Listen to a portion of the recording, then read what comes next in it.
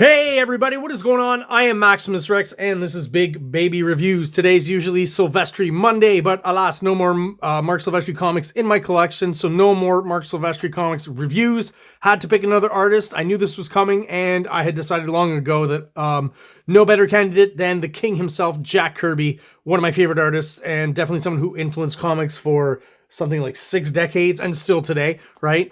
All the Marvel movies you see, all the characters that matter that you like and enjoy are most definitely Jack Kirby creations. That includes Captain America, Black Panther, Thor, most of the Avengers, right? So I'm a huge Kirby fan. I've been collecting his stuff for a while now. Started with a Kirby collector maybe about like 15, 16 years ago. And that's how I really got back into Kirby. As a kid, I didn't really quite get it. I started liking it a little bit. And then the Kirby collectors really made me understand Kirby better, put them in context and stuff. And I'm definitely a huge fan since then. I've really been a fan of his 70s stuff at DC. And that's kind of where I started the bulk of my collecting of Kirby stuff, then moved into his 80s stuff that he did. So I have most of that. And then the 60s stuff is a little more spotty. So the way I'm going to kind of go about this is kind of chronologically to a certain extent. The oldest stuff I have of his is actually reprints in New Gods from the 70s of Golden Age stuff from the 40s. But I'm going to review those when we get to those New Gods issues and I review those. So that's going to be in a long while. And just chronologically right now, before I move into Fantastic Four, which is the next thing basically I have after this. And it's kind of spotty. I have reprints. I have an old kind of tattered issues. I don't have the whole run or am nowhere near that. So we'll see how we work through that. Like I said, the Marvel 60s reviews of probably Fantastic Four and Thor are going to be a little bit spotty as I don't have all those issues. I do have quite a good collection of Thor, but obviously I don't have all of those either. So starting with this one, this is a reprint of a story from the 50s featuring this character here, LANCELOT STRONG. And Archie Comics, for some reason, got the license to some of these characters I guess they had them in the 50s and then brought them back in the 80s or something. I'm not quite sure exactly how that works, but it's published by Archie. This is number 5, and it reprints the adventures of LANCELOT STRONG. So this cover was actually drawn, if I'm not mistaken, from stuff I read in the Kirby Collector, either late 70s, early 80s even, and it's actually been inked here by Rich Buckler, who, funny enough, has kind of inked it in a slightly different style than Jack Kirby's, so compositionally it looks like him and the characters and but the face not so much. And there's a bit of 80s-isms as far as the aesthetic of the art and stuff, which I find odd because Rick Buckler actually did work for Marvel, I think in the 70s and maybe the early 80s, and he was basically just ripping off Kirby and drawing like him and literally swiping Kirby panels and stuff, right, in the Fantastic Four comics that he did. So I find it odd that he kind of pushes the style away from that here when he does a fairly good riff or rip off of Kirby in those Fantastic Four comics. Anyways, that's the comic, the cover for the reprint. The actual cover of the actual comic, there's a great documentary on YouTube. I forget the name, but it's Jack Kirby something. You could probably find it, right? All these professionals who are talking about Jack Kirby. Lasts about an hour. I think on YouTube it's in 5 parts or something, 15, 20 minutes each, whatever. Look for it. It's there. And Barry Windsor Smith talks about that was the first Kirby comic he saw. I don't have the image here, but there's this great again, watch the clip on YouTube and he describes it, but there's this kind of film roll all the way around of this character here, LANCELOT STRONG, kind of going through almost like animation, like the next movement. It's sequential art of him jumping and rolling and stuff. And he says, that's what kind of sold him on Jack Kirby. He's like, how could someone draw all of this? And I wish I had that image to show you. So let's go and look at the actual comic. So this is, actually published in 1984, if I'm not mistaken. Yeah, February 1984 by Blue Ribbon Comics, Archie Publications.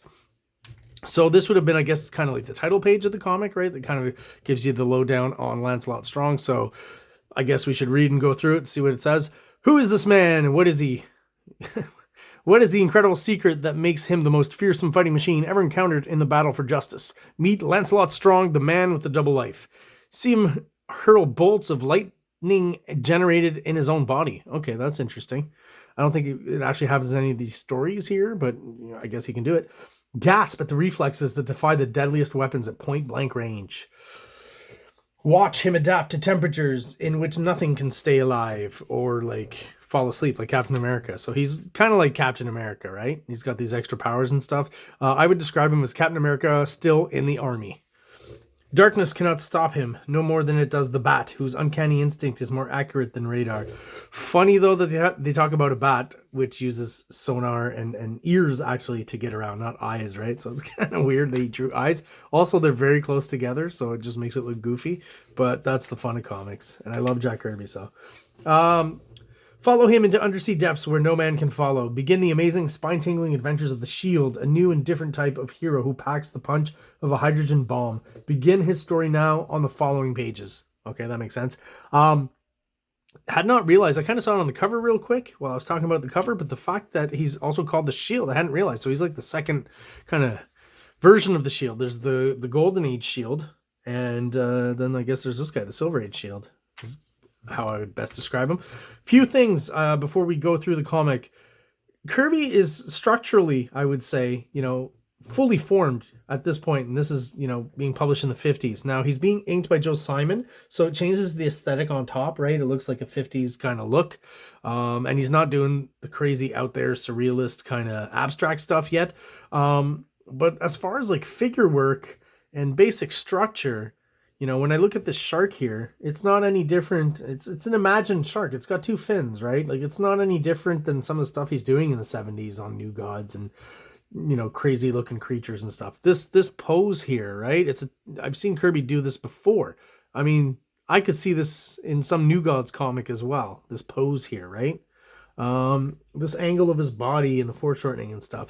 Like, he already knew, 10 years before the 60s Marvel Comics and 20 years before the 70s at DC, how to do all this stuff. It's just whoever was inking him was kind of giving it that 50s aesthetic, but every once in a while, that Kirby look and the squiggly line that everyone describes, it's a little bit here, right? And this is early on.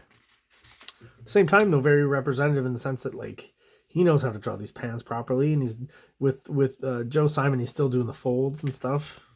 I feel like, if you look at this, maybe this is a good representation of how they split the job, where Kirby does the basic drawing and the structure and stuff. I feel like this is a bit more Kirby, and this is a bit more Joe Simon doing the inking, right? A little more realistic. It always feels like when we go through this, I would say it's a general feeling that like Kirby's always kind of pulling in a more kind of crazed, fantastic kind of direction, and Simon's kind of bringing it down back to earth with the current look, right? He was kind of holding, I don't want to say that he wasn't doing this on purpose or anything, that's just what people were asking for back then, but it's almost like Kirby was being hindered, and then when he gets to Marvel in the 60s and the mid 60s, he kind of explodes and goes crazy with the sci-fi and the surreal, more surreal aspects, or dynamic, or however you want to go with it, the abstract kind of aspects to his art, right?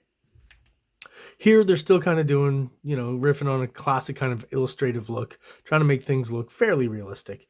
But you see how already, like, all the Kirby tech that he does later is inspired by the stuff he learned to draw here, right? How Kirby is this whole thing here? He's already got the straight kind of lines, what Neil Adams refers to as sinew. This is definitely a Kirby face. You can see it right away. And he's always, maybe in like the late 70s and early 80s, he kind of moved away from the 6-panel grid. But, for the longest time and throughout his whole career, he was doing this, right? All throughout Marvel in the 60s and stuff. And I'm just amazed, even at this point, how he can pretty much draw anything. He's drawn just regular kind of men characters. He's drawn some sci-fi, trucker load here. Even the truck back in the 50s looks somewhat futuristic here. He's doing a bit of a Kirby there. I like it though. Looks cool. This super tilted angle here, they're at the top of the hill. They've been pushed off.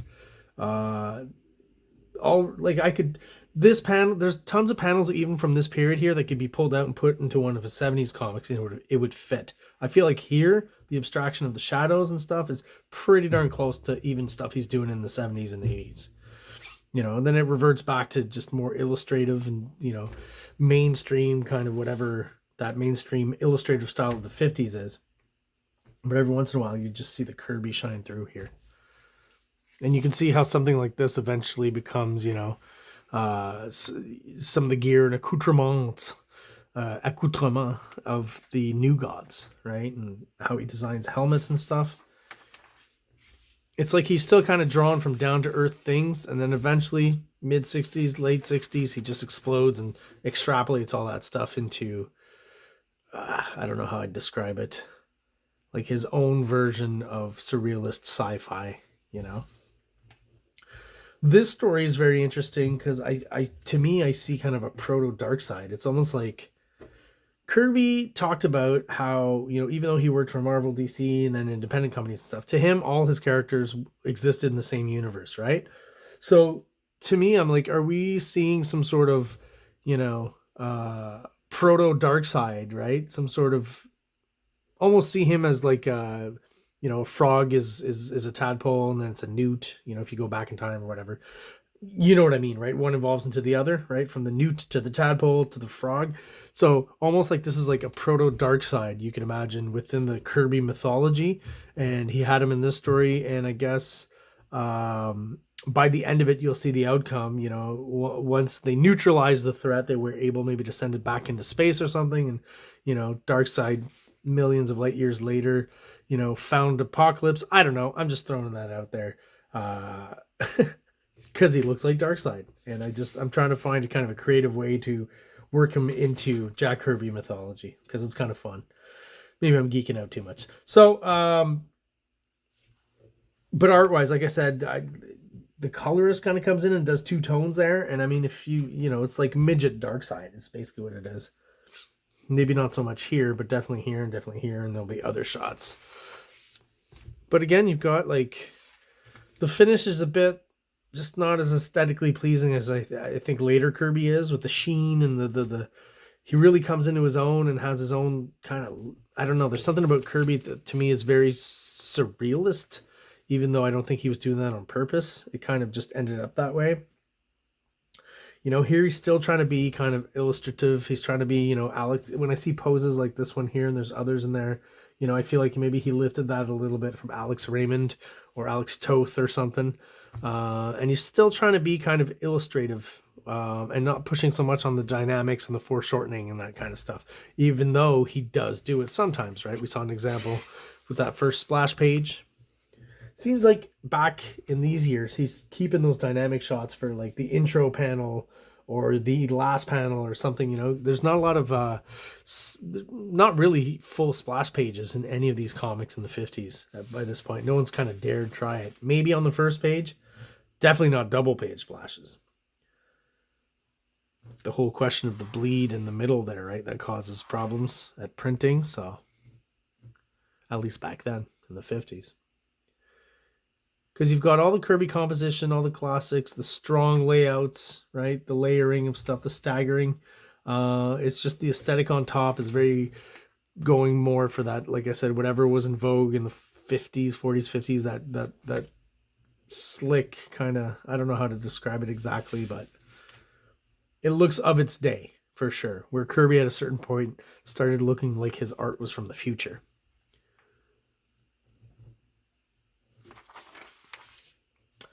So yeah, did I just miss that? Let me go back, because I know what happened. So by the end of it, I'll just read, it'll help, right?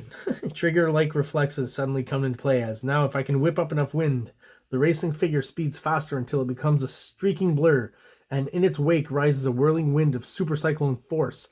Then a monstrous clap of thunder tears a gap in the surrounding air. Crack! When the ominous echoes fade into silence, it's gone, vanished, blah, blah, blah, etc. All right, Mr. Red, White, and Blue, who are you? How did you get rid of that thing? Well, it didn't really vanish. Let's just say I cut it down to its original size. You see, I played a hunch. I created a vacuum around the thing, and in a vacuum, it contracts in size to survive. Well, I'll be, it's dead. So he says that, so I guess it's dead at this point, but I still like to think that, you know, it's just Darkseid who's gone into some sort of like petrified hibernation mode, right? And eventually, millions of years later, will somehow find his way to Apocalypse and become its dark ruler. Yeah, you heard it here first, guys. Darkseid first appeared in Lancelot Strong, the Shield. But yeah, that's a typical kind of Kirby thing. If you know anything about Kirby, he was very much into science and science magazines. You know, he had back when you had subscriptions to magazines back in the day, you had pretty sure he was what I've read that he would get the two I know of, Scientific American and National Geographic, which makes a lot of sense for an artist, right? Back then to get like reference pictures for things from other countries and animals and different environments and stuff. So it makes sense that he would work in a science kind of related thing here. It's a pretty easy contrivance here I played a hunch. I created a vacuum. So he had a hunch that if he created a vacuum around it, it would contract in size. No idea where this hunch comes from. You know, it's the nature of these kind of stories from the 50s where stuff like that just kind of gets neatly folded up. Even though there's science involved, I like the science aspect of it, but the hunch is like, man, that's quite a hunch you got there, Lancelot. Yeah, so I was saying there's no real splash pages. There's, I guess, back then they probably just called this a splash panel. I do like the shot here in the angle on the boat. Looks pretty good. Proportions are a little weird, maybe. Like, how close is he to us compared to this gun? Is he stepping off the gun? Anyways, when you quickly scan that image, most times you're not going to fret about that. Overall, it's very dynamic, even back then, for something Kirby's drawn in the 50s. Yeah, I don't know exactly what I'm trying to say there. Looks good.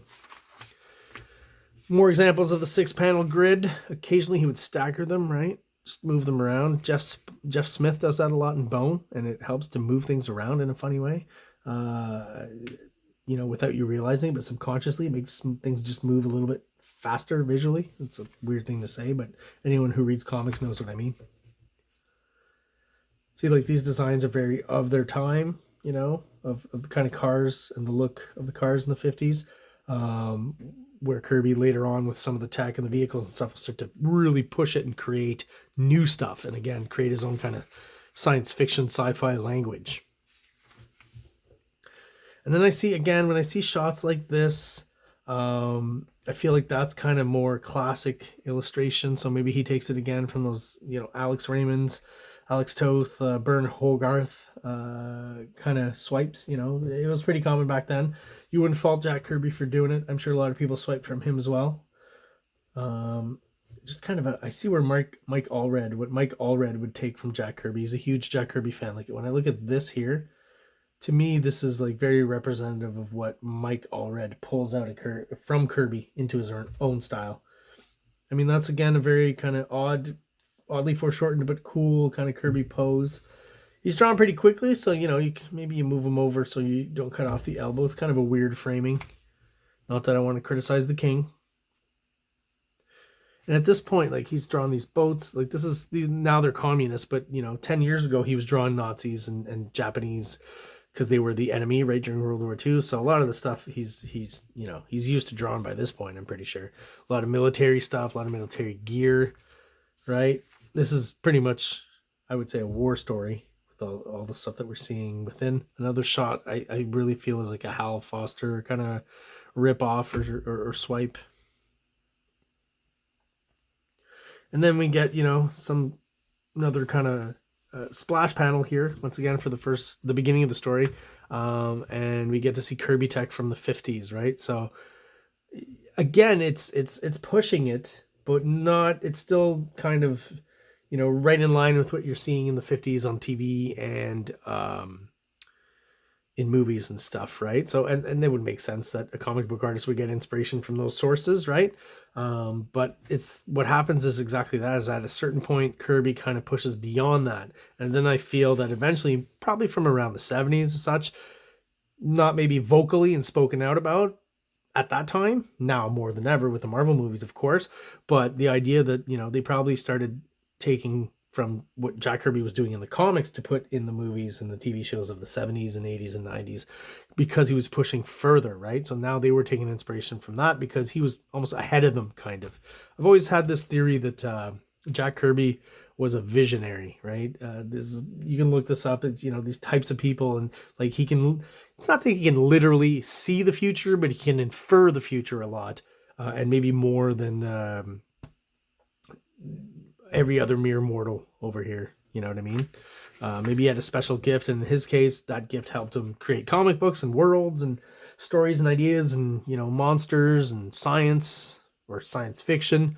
But there's a lot of instances where he predicts stuff in his comics, right? I'll just real quick, in one of the OMAC issues, he talks about, it's one panel. That's the craziest thing. It's just one little panel at the end of a page where it talks about, in OMAC, which takes place in the future, how they strapped a spaceship to the top of an airplane so that the airplane could take off, get close to, you know, the end of the atmosphere, and then the spaceship could take off and go off into space, right? Well, that was done recently in the last 5-10 years, but back then that was complete science fiction. And I would, you know, reading that, I was imagining in the early 70s someone reading that and kind of going, wow, that's really out there. And me reading it now, where it had already happened to me, just going, wow, this guy saw this, you know, almost 50 years ago. It's pretty crazy. Back to this story, right? Woo, I went out there. So here we're getting more of a war story once again. Some of the panels that I want to point out, this is one that I thought looked so much like, you know, you could pull this out and put this in a 70s Kirby comic, right? The way the folds are on the costume, the motion and stuff. This is kind of classic Kirby that works in any decade. This shot here, right? Even though this is a war comic and you got a car from the 50s and a tank that's probably fairly accurate to the time period, you know, it could be one of Kirby's 70s or 80s kind of monster constructs, and that would work too. He is pretty much fully formed, again, when it comes to composition and layout and stuff. I feel sometimes there's some goofy stuff. You'll see a bit more. I don't think I skipped over it yet, but like, you know, like the tank kind of bouncing around and stuff. To me, it's a little bit goofy and maybe a little bit more like Archie comics in a certain way. But I don't remember him doing that much of that later on, right? Not that he gets more serious or anything. He can still be goofy, which is fun. So what he's fighting is basically a bunch of aliens, right? From what I can tell here. Listen, I didn't read much of the story, guys, just to be honest, because I'm here for the art. This here, I mean, complete, you know, Jack Kirby foreshortened deal here in his own inimitable way, which means it's hard to imitate. Here we're getting hints of what will later become, you know, really elaborate Kirby tech and shapes, where he slowly, some people start to say he takes inspiration from Aztec art, you know, here. Get a hint of it, and I do believe that. Again, if he's looking at National Geographic and stuff, some of his stuff does have a huge visual aesthetic connection to a lot of lost, like Aztec and Mayan art. Well, lost, ancient and rediscovered. You know, when he does something like this, I'm pretty sure he photo referenced some sort of lizard for this one. Komodo dragon, maybe? Salamander? I don't know. It's a big dog here. We get the evil, you know, evil doctor, evil scientist at the tilted angle, the dark shadow in the back, you know, that typical shot. And this is what I mean here about goofy. So everything's oversized. So he pulls out an oversized pistol here. And so the end of the story, okay, now I'm getting it. He's actually been shrunk. He's not everything is oversized. Oh, these stories are so goofy. But great art. You know, not my favorite Kirby in as far as the aesthetic, but I really was surprised going through this, knowing that it's a comic from the 1950s, to find so much familiar kind of so many familiar tropes from Jack Kirby, right? The big hands, you know, the dynamic shots, you know, with lots of people, lots of different planes, and layering and staggering.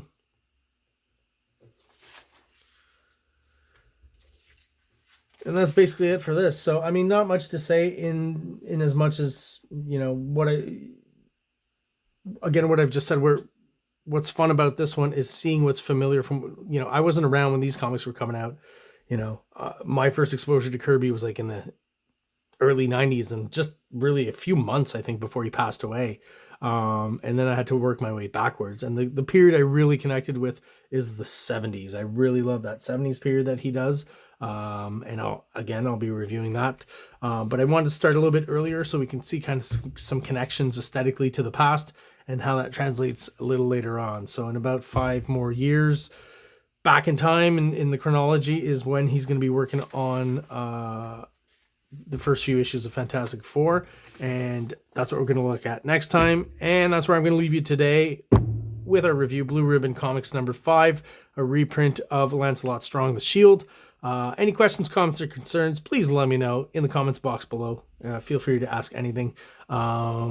Those of you who are subscribed to my channel and are still watching, thank you so much for your loyalty. I really do appreciate it. If you're watching but you're not subscribed, please hit the subscribe button below. It takes but a second and it really helps the channel, helps us grow. So thank you everyone who's watching, and everyone out there have an awesome day.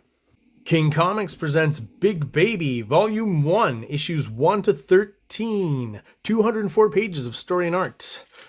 King Comics also presents Star Crasher one-shot, 32 pages, cosmic sci-fi surrealist adventure.